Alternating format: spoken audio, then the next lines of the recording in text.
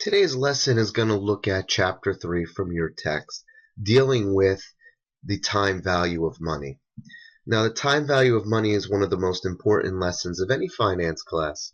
It is so important that we're going to be breaking it up over two parts.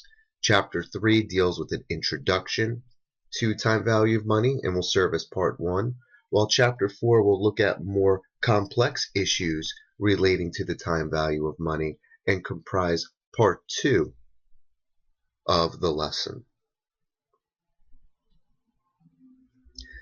Time value of money is an important concept in finance because finance looks at adding value to a firm. In order to add value, you need to know what something in the future is worth today and how much something today is going to be worth in the future. The time value of money simply means that the value of money at the end of a stated period may be worth more or less than it is at the beginning of a stated period. It can be done in two instances. The first we're going to look at is the future value of money. The future value of money is money at the end of a stated period sometime in the future. It is normally greater than the beginning value because of a concept known as compounding. You may have heard the term compounding in relation to the compounding of interest in a former class. What compounding does is that it adds value to a sum of money. From a financial perspective, the future value and compounding determine the attractiveness of specific investments and their alternatives. It will also help us to analyze the effects of inflation on the future costs of assets such as a car, a house, or, just as importantly, a college education.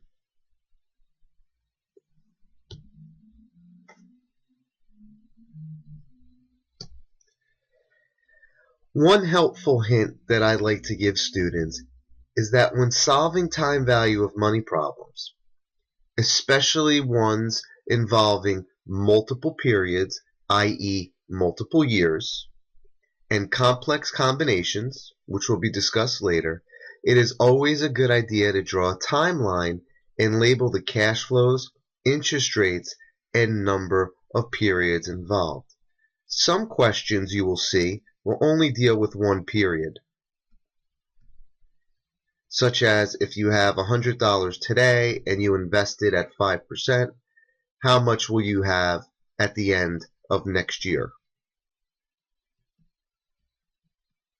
Normally you would write this as year 0 and year 1. However, if the question asked how much you'd have at the end of 2 years or 3 years, then the problem starts to get a little complex. I like to use cash flows because it helps me visualize the problem and to be able to see how many periods I'm going to be compounding for. So let's take a look at a sample timeline. Your timeline always starts at time period 0, or today. This is what's referred to as your present value. When you're looking to see how much your present value today is going to be worth in some future date, or the future value of those funds, you will use the future value formula, which is described here, which is equal to the present value, or the amount today, times 1 plus your growth rate, usually shown as a percent or a decimal as 0.05 for 5% or 0.1 for 10%. You take the sum within the parentheses and you raise it to the exponent equal to the number of periods you're compounding for. If you're only looking to find the answer of the future value for one period, n would be equal to 1. If it's for 2 periods, n would be equal to 2. If it's for 3 periods, n would be equal to 3, so on and so forth. Be advised to remember your order of operations from algebra. You do what's in the parentheses first. And an easy tip that I like to give students is what's referred to as, please excuse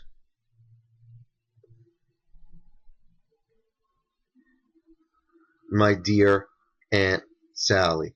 Please stands for parentheses. The E stands for exponent. M is for multiplication. D is for division. A is for addition. And S is for subtract.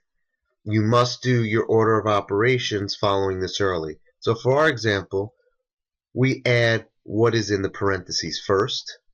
This would be number 1. We raise it to the exponent. This would be second.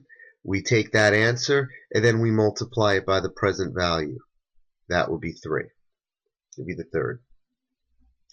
Now, the opposite of the future value calculation is to find the present value calculation. We will use present value when we know what our future value is. Say at the end of a 5-year period, we're going to have $1,000. If current interest rates equal 5%, what is our value today, or our present value? In this instance, the calculation would read 1,000 divided by 1.05 raised to the 5th power. So we would do the addition of the parentheses first. So we would get the 1 plus 0.05 gives us our 1.05. We would raise it to the n. In this instance, n is equal to 5. We would raise it to the 5th power. We would take that answer, divide that into our $1,000, and we would get an answer for present value. Now, let's take a look at each of these calculations in a little more detail. As we said earlier, we could use present value or future value calculations to find an answer either over a single period or multiple periods. The single period is a much easier calculation and especially if you're using a normal calculator, and we will look at and examine the single period scenario first. So, taking a look at the calculation, we could see that the future value is going to be equal to the present value times 1 plus the interest rate. Since we're looking at only one period, we don't need to use or raise the sum in the parentheses to the number of periods. Why? Because any answer raised to 1 is itself. So 10 to the power of 1 is equal to 10. 1 to the power of 1 is equal to 1. So we could skip this, because whether we raise it or not, we're still going to get the answer of what's in the parentheses. So we do this first, then multiply by the present value, and please note that the interest rate is in decimals. Keep that in mind. When you're using a financial calculator, you do not have to enter the interest rate in a decimal. You can enter it as a whole number. If you're using Excel or a regular calculator, you need to keep this in mind. This is very, very important. Okay, so let's look at an example. Let's say that John deposits $200 into his account for a year, and that account pays 6% interest. At the end of the year, he will have how much money? The answer is $212. We find that answer by going through the steps. First step is to multiply or to add 1 plus the interest rate. In this example, the interest rate is going to be 0.06. So we get inside the parentheses a sum of 1.06. We then multiply it by the present value of $200, and we get an answer that equals to 212. Now, for those of you that don't know, this equation, adding 1 to your interest rate, eliminates a step. You could find the same answer when multiplying 200 times your interest rate, or in this instance 0.06, you would get $12. You would then have to add $12 to your original balance to get 212. So this would be step 1, this would be step 2. By adding 1 to your interest rate and multiplying it, you eliminate that second step.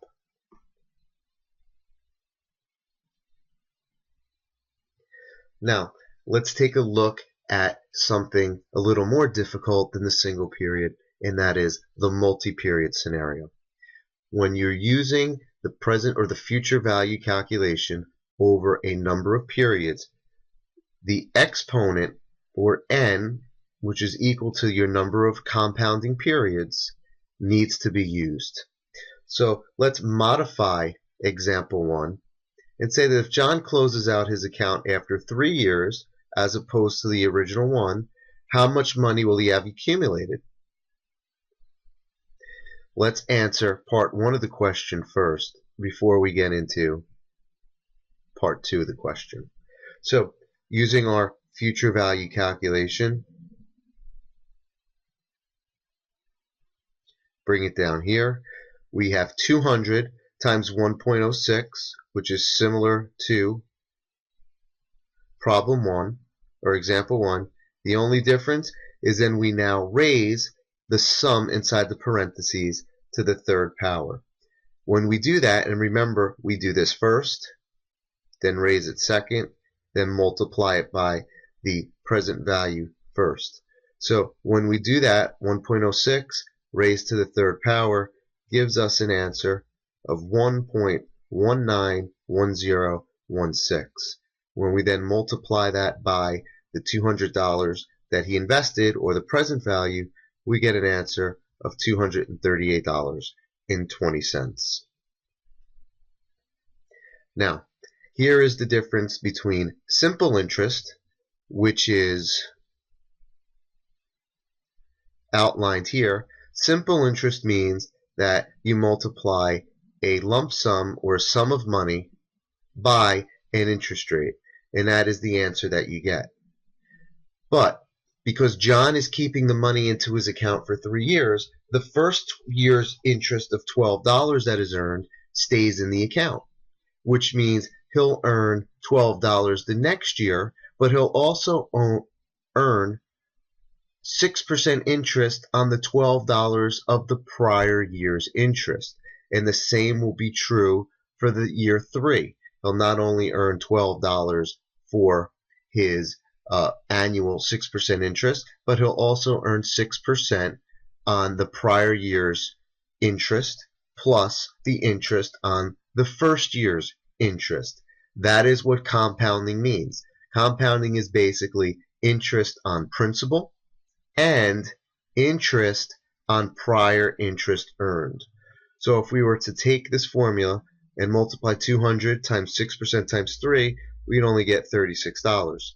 By using our future value calculation, we get an answer of 238.2, which means $38.20 is interest.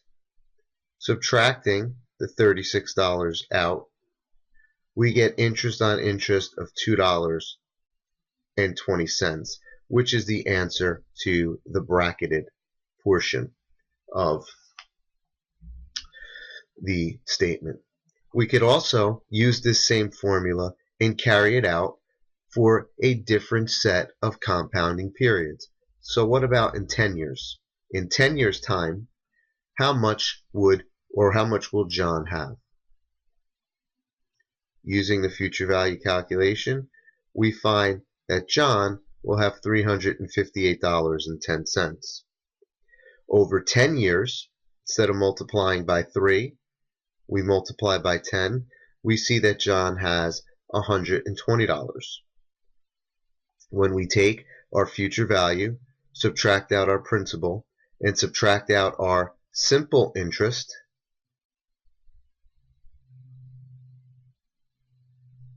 we see that John earned $38.17 on his interest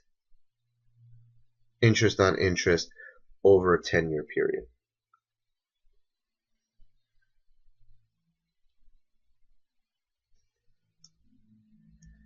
Now, there are multiple methods of solving future value problems. What we went over was using the formula method. The formula method is a handy method to use, but you must remember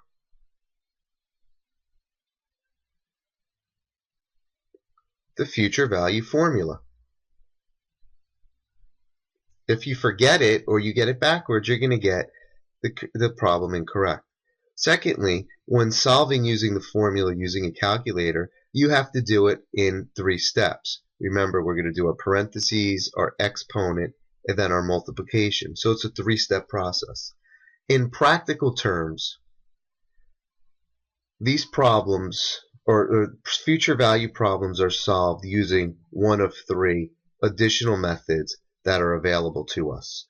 However, for the purpose of these lessons moving forward, we're going to concentrate on method 2, which is using the financial calculator approach, and method 3, which is using spreadsheets, i.e. Excel, to calculate.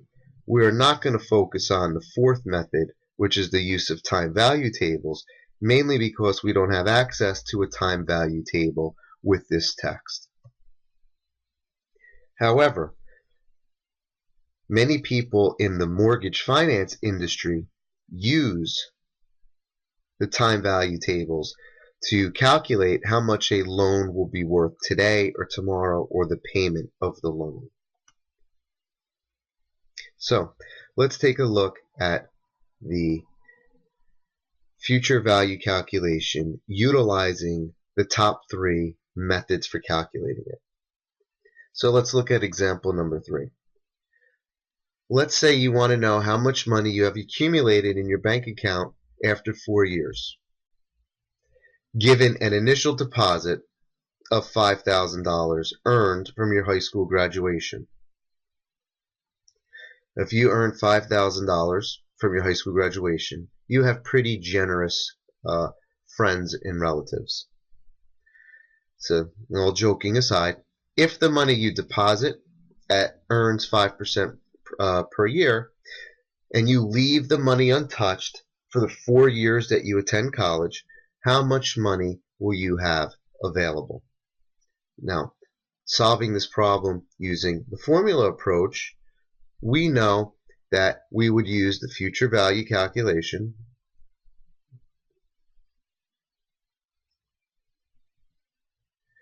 and that would equal the 5,000 times 1 plus the interest rate compounded or raised to the number of periods. So 1 plus 0.05 raised to the 4th would give us $6,077.53. Using your financial calculator method, you need to utilize the 5 keys or the 4 keys on the top of your calculator. Unfortunately, I will not be able to walk you through this on this presentation or video.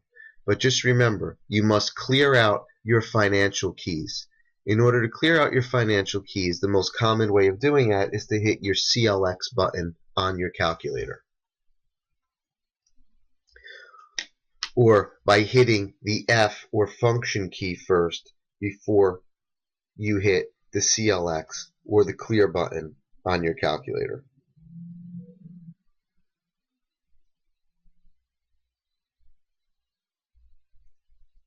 Now, normally your financial or your time value of money calculations come across your top row of your calculator.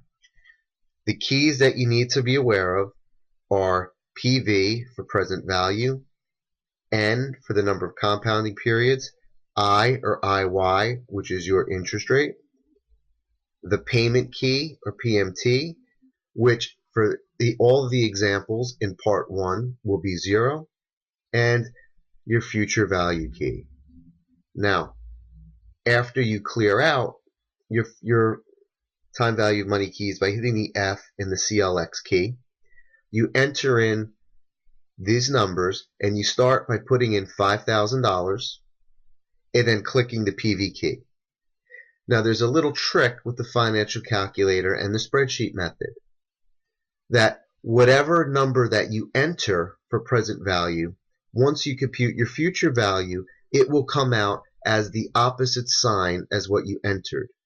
So when you see $5,000 entered in this example as a negative number, that is so that the answer could be given as a positive number.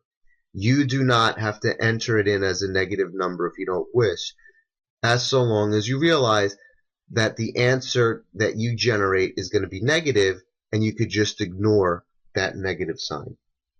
So if we enter these keys in, the 5,000, hit present value, you don't have to clear your screen after you do that.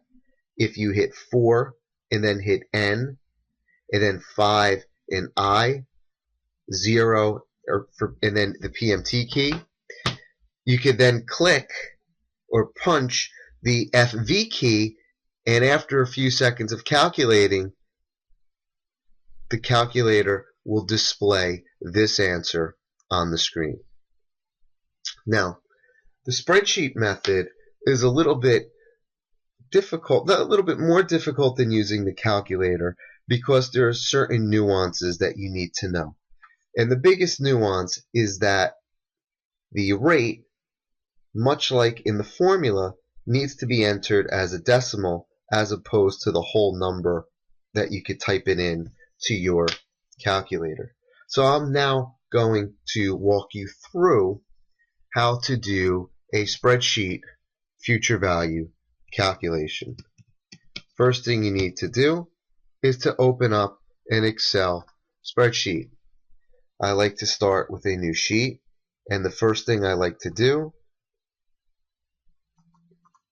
is to click in the variables that I know and label them. We know that present value is equal to $5,000. We know that our interest rate is equal to 5%, and I'm going to enter it in as a decimal. We know that our payment is equal to 0, and we know that the number of periods that we're compounding is equal to 4, and we want to solve for future value, so that cell will remain blank. The next nuance you need to know in Excel is how to find the future value calculations. And simply you find that by clicking on your Formulas tab, and that'll give you a list of different calculations that are loaded in Excel.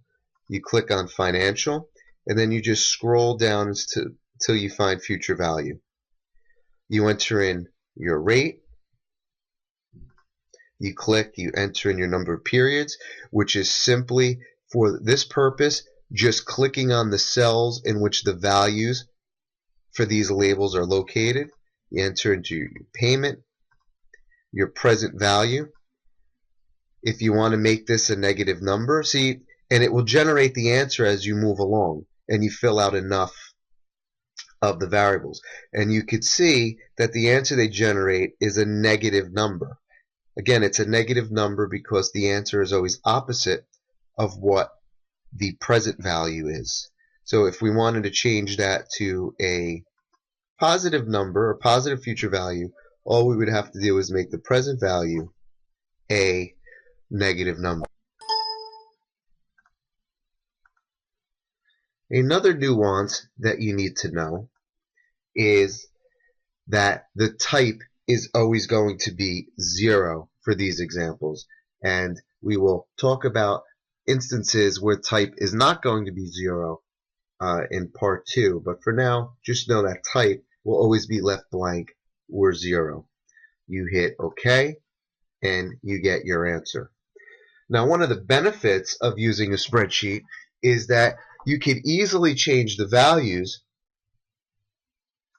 which will directly change your future value calculation. You don't need to clear out any of your time value of money keys. You don't have to worry about what number you entered in for interest rate. in case you forgot, because you could see it. Whereas a calculator, once it's stored, you can't see it. And if you want to change any of the variables or perform as what's known as a sensitivity analysis, it's very easy to do so. It's also very easy to just copy and paste this function to other cells so you could compare changes. Let's just say that we could deposit this money for 6%. How does that change?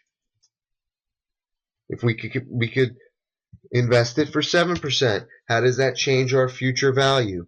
If we keep it at 5% for 5 years as opposed to 4 years, how much more money will we have?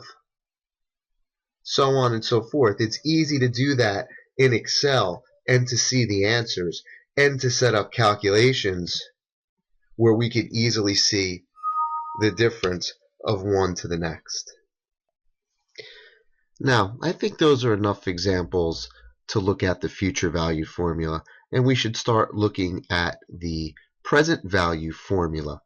The present value formula is basically the opposite of the future value formula, and instead of dealing with compounding interest over future periods, the present value formula involves discounting the interest that would have been earned over a given period of time at a given rate of interest. The present value formula follows the thesis that money earned today is greater than money earned tomorrow, or is worth less than money earned tomorrow. So we could say that the value of money today is greater than dollars tomorrow, even though that we could invest the dollars we're going to get today tomorrow and earn some interest. Because of inflation, inflation will deteriorate that interest. That money worth today, or let's just say $100 today, is greater than $100 tomorrow. Because of inflation, this $100 is in, say, 2 years is worth less than it is today. So therefore, it's the exact opposite, or inverse, which means opposite, of the future value sum of money.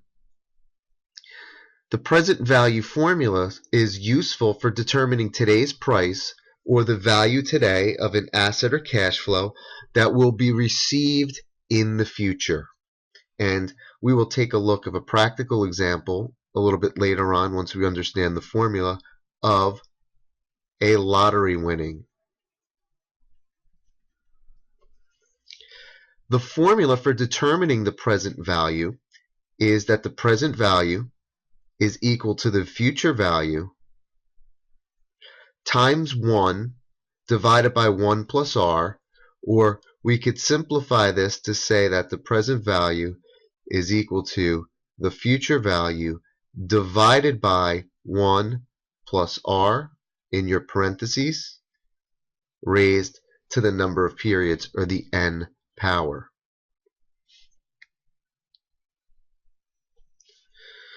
When we calculate the present value, otherwise known as the discounted value of a future payment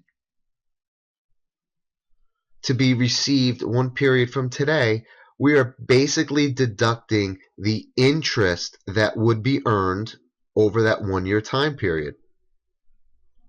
So let's look at an example. How much would $100 be worth today given a 10% interest rate? Using the formula method, we would simply just take the 100 divided by the 1 plus the interest, raise it to the n power. So this would equal to 100 over 1 plus 0.1 to the 1. Since it's a 1 year period and every number raised to the first power equals itself, you don't actually have to put in the n. And we could write this again as 100 divided by 1.1 And that gives us our answer of $90.91. May seem difficult, especially if you're not current on your math, but these formulas, especially for a single period, are very easy. Let's take a look at a few more examples. And we'll start with the multi-period scenario. As with the future value formula, the present value formula can also be calculated over a multiple period of time. This means anything greater, or when n, or when n is greater than 1 year. We will use the multi-period scenario. And again, the only difference between the single period and the multi-period scenario is that you raise the denominator to the number to n, which is equal to the number of discounting periods in present value, where it was equal to the number of compounding periods in future value. So now let's take this and apply the new formula to a different example. We will solve this using the formula method, and then any additional examples we'll also solve using the Excel and the calculator method. So our example revolves around discounting interest. And let's just say that you went down to your local grocery store and you purchased a scratch-off ticket, and you just won a jackpot of $50,000 from your at a casino, we should say, and would like to save a portion of it so that you have $40,000 to put down on a house after 5 years. Your bank pays a 6% rate of interest.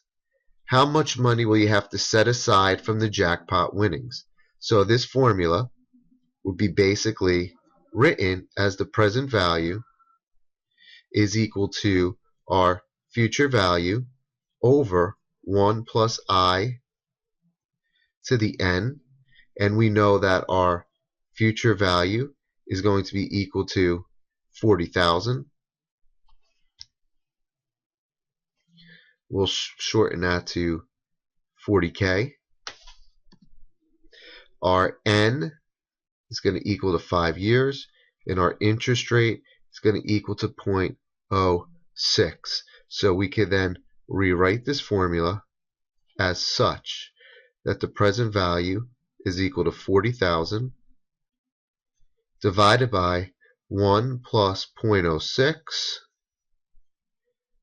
to the 5, or 1.06 raised to the 5th power. When we do that and when we calculate that, remember our order of operations, parentheses, exponent, multiplication, then division, which would mean you have to add first, raise to the exponent second, and then divide third. So let's take a look at what the answer is for this specific problem. Once we work through the formula, we'd find out that we need to set aside just under $30,000 today to have $40,000 in 5 years. Now, let's take a look at how we could solve this using the spreadsheet method.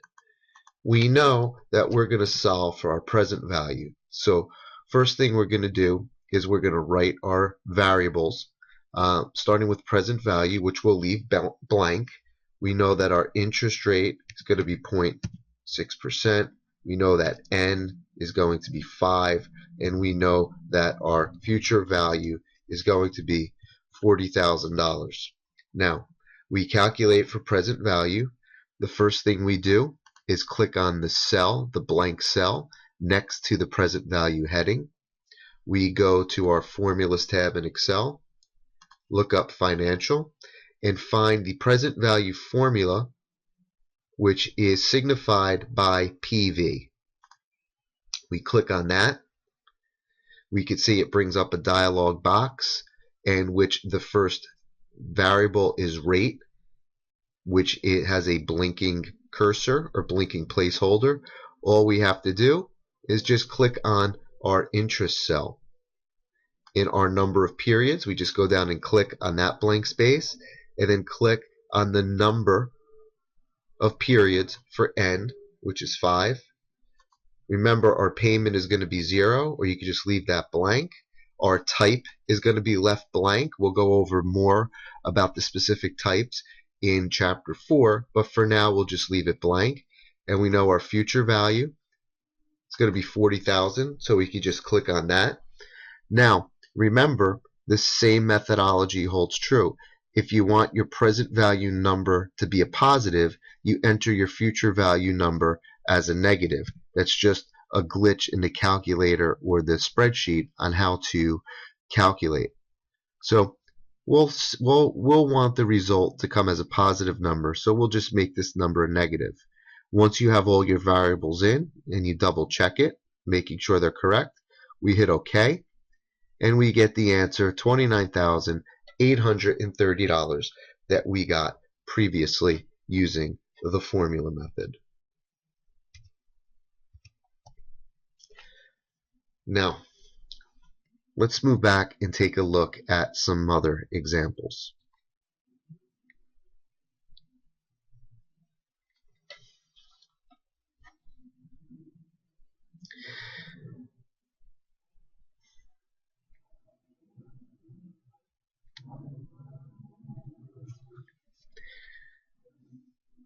The thing that you need to keep in mind when looking at the present value or future value calculations, that is any time that we have a problem that involves lump sums either today or tomorrow, requires the use of one equation but 4 variables. Those variables are either the present value, the future value, the rate, and the number of periods.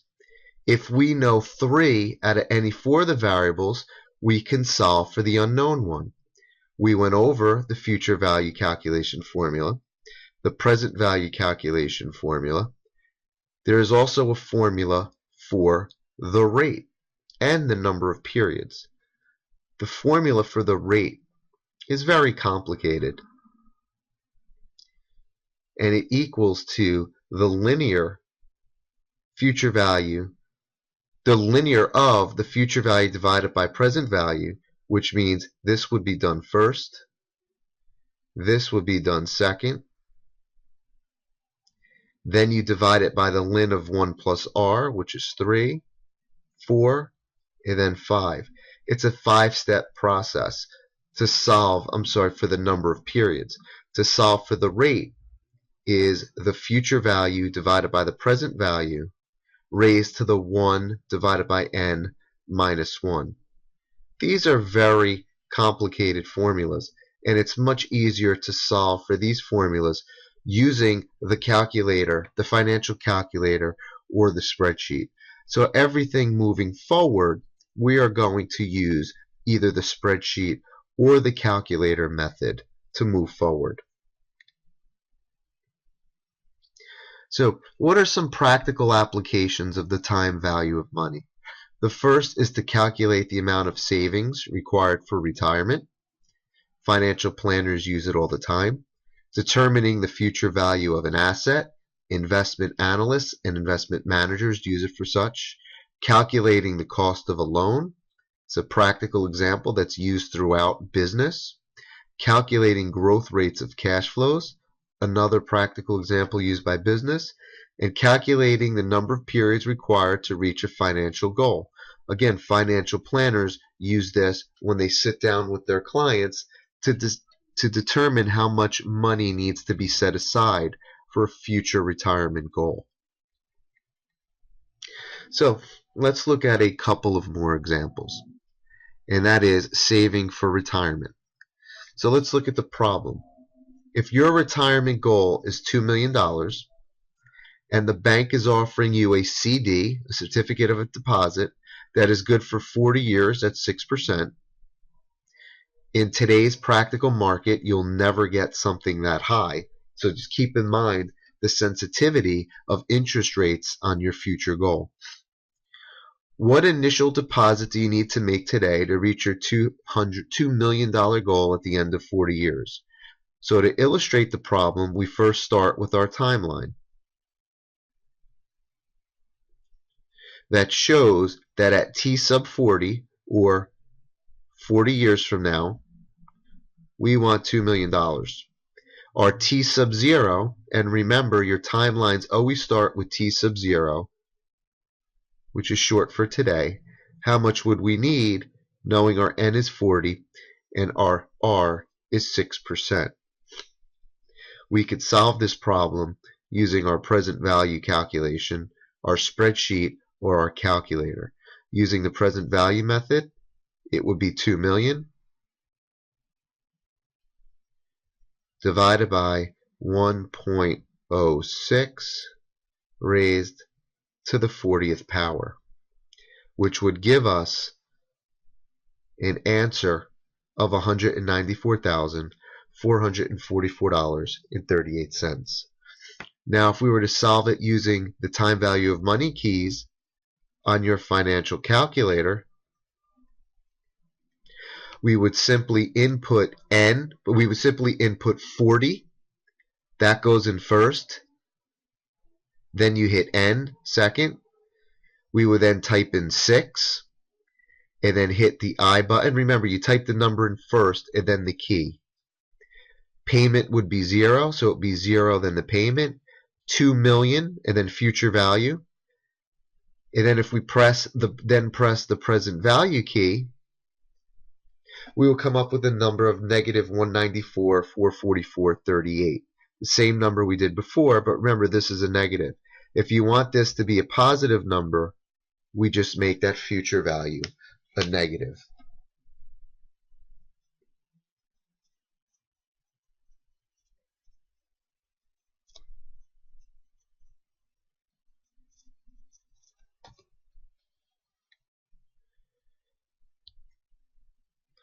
Using our spreadsheet method, we would just change the variables of our previous example to type in what we know. So let's go take a look at that. We don't know what our present value is, but we're going to leave this number in here because it's automatically going to calculate for us. That's one of the benefits and flexibility of Excel, that we could leave the formula set up and play with any of these number of variables, and the our answer will automatically calculate. So for our previous example, the interest rate was 6%. In our current example, the interest rate was 6%, so we're going to leave that. We'll scroll down to the N, which we know for our current example is 40, and our future value, as you can see as I typed in 40, the present value number automatically updated. Now for future value, we know that that number is 2 million. And because we set the formula up in cell F2, as soon as I enter, we'll get a calculation of our answer. And remember, it's going to be shown in a positive number because when we entered in our formula box, we put this in as a negative number. So as you can see, the number is too large for the cell width or the column width, so we're just going to go up and double click, open that up, so we can see that our answer is 194,444.38.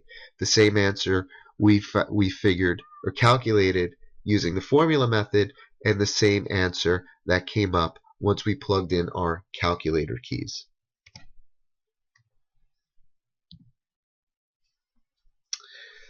Let's take a look at another example. The cost of a loan.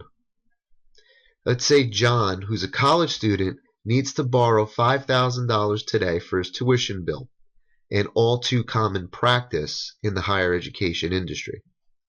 He agrees to pay back the loan in a lump sum payment 5 years from now after he's out of college. The bank states that the payment will need to be $7,012.76. If John goes ahead and borrows the $5,000 from the bank, what interest rate is he paying? So in this instance, we're going to need to know the rate formula,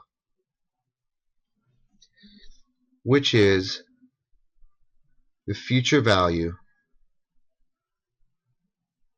divided by the present value raised to 1 divided by n minus 1. So we know all our variables. N is equal to 5.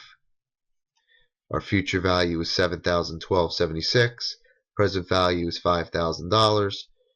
We need to figure our R. So here's our calculation. When we plug the numbers in, we get and subtract, we get an answer of 0.07, which is equal to 7%. Now, very difficult using the formula method because we then have to do this first, this second, then raise the answer that we got in 1 by the answer we got in 2, that's the third, and then a fourth step to subtract. That's a very long process. It's much easier just using your present value key or your time value of money keys in your calculator. Remember, before you do any new calculation, to clear out your memory for those keys, and that's usually by hitting your F button, your yellow F function button, and then immediately your CL, your clear, usually referred to as your CLX button. And this will clear out your financial key memory. So once you do that, if you type 5, the number 5, then hit the N key, 5,000, then your present value key. Payment, you could just leave blank, or if you wish, put in 0, then payment. And then remember putting your future value or your present value in as a negative number. Remember, only one has to be negative of present value or future value. So in this example, let's make the future value negative. Type that number in, hit future value, and then you hit your I key. After a brief pause, your calculator will come up with 7, which is equal to 7%. Remember, the difference between a calculator and the spreadsheet method, the financial calculator, and the spreadsheet method is that I is going to be a whole number with the financial calculator. And in the spreadsheet, and really the normal formula method, your I is going to equal to a decimal. But you remember, to make your decimal a whole number in percent, you just multiply it by 100.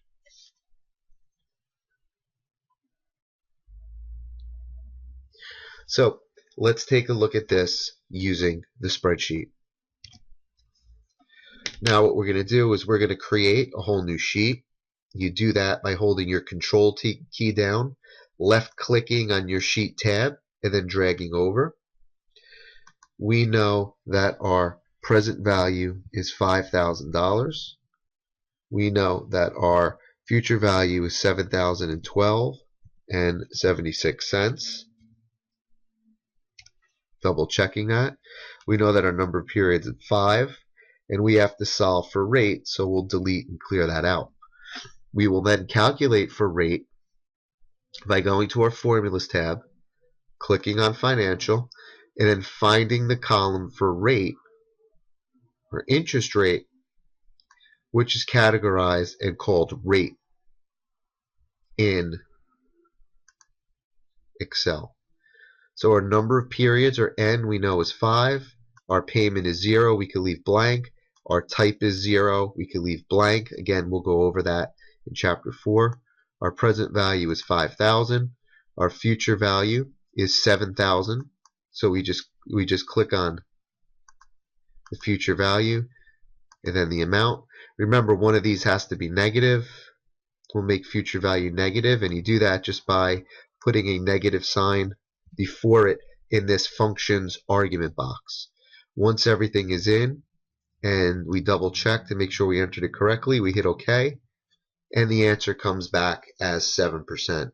The same answer we got using the formula and the same answer we get if we use the financial calculator. It's much more simple and flexible and powerful to do it within Excel. As we said earlier, because you could change the variables for different problems without having to retype everything in, because everything is set up once. Now, there are some simple rules of thumb if you're trying to figure out rate, or if you know rate and you're trying to figure out future value when you know present value. And that specifically revolves around when the sum of money you have today is going to double, or how long it took the sum of value you have tomorrow to double. And that is by utilizing what's referred to as the rule of 72. And by using this rule of 72, you can estimate the number of years required to double a sum of money at a given rate of interest. And you do so by dividing that rate of interest into 72. And this rate of interest is then shown as a whole number. So if you have $100 today and you're going to invest it at 2%, how long will it take for that money to grow to $200? A simple estimate would be divide 2 into 72, and that equals to 36. So it'll take you 36 years to double your money at 2% interest rate.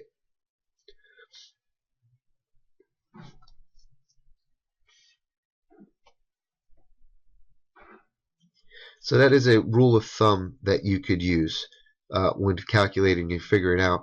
And you could also use it to know that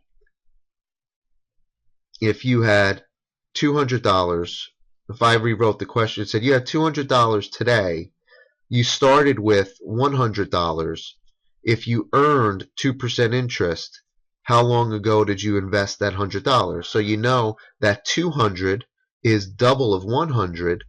So we know in order to find out how long it took to double, we just divide that 2 as a whole number into 72, and we get 36. And we could say that this $100 was invested 36 years ago, or approximately in 1978.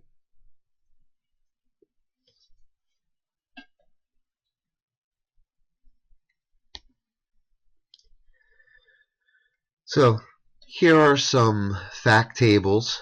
If we took interest rates at 10% with a $100 initial deposit and we rounded to the nearest penny, how much they would be worth over a 9-year period. Here is our beginning balance. We see that we start at 100 in year 1. In year 2, our beginning balance is going to equal the ending balance of the prior year. We've accumulated no interest in year 1, but that starts our interest on our principal, which is really the interest on our beginning balance.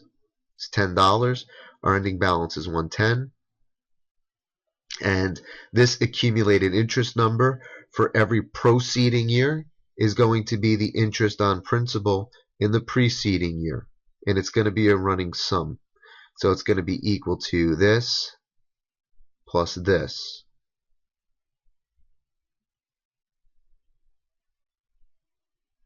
As a running sum of all these columns to that previous point. So we can see after 9 years we have $214. There's $114 in total interest, because if we figure that out by subtracting out our beginning balance. We have $90 in interest on our principal. We have a total of, looks like $45.79 on interest, and that gives us an ending balance of $235.79.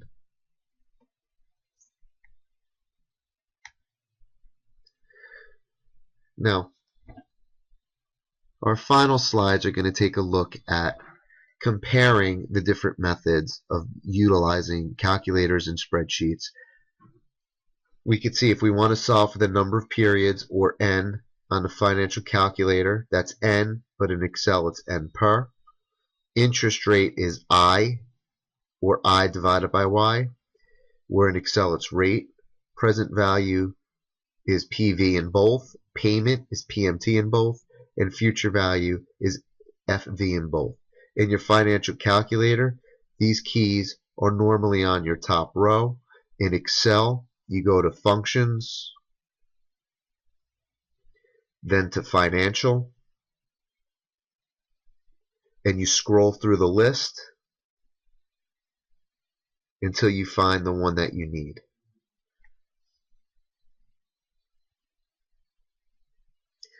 Now, finally, let's take a look at the rule of 72. Taking a look at certain interest rates and doubling it using the rule of 72. Our 2% example, as we said, calculated 36 years. If we used our equation method, it would come up as 35 with a difference of 1. And if we do that for different interest rates, we see that the doubling by rule of 72 is very close to doubling by equation. So all of these variances, another word of saying difference is variance, are what's said to be non-material or too small to really matter. So we could say that using the rule of 72 as proved by the doubling equation is a very valid method to come up with a quick answer. This concludes our first part look at the time value of money. I hope that you found this informative. Our next series is going to look at more diverse problems in time value of money in calculating the present and future values of annuities, which means that in these examples, our payment is not going to be 0. We're going to populate that field with a number.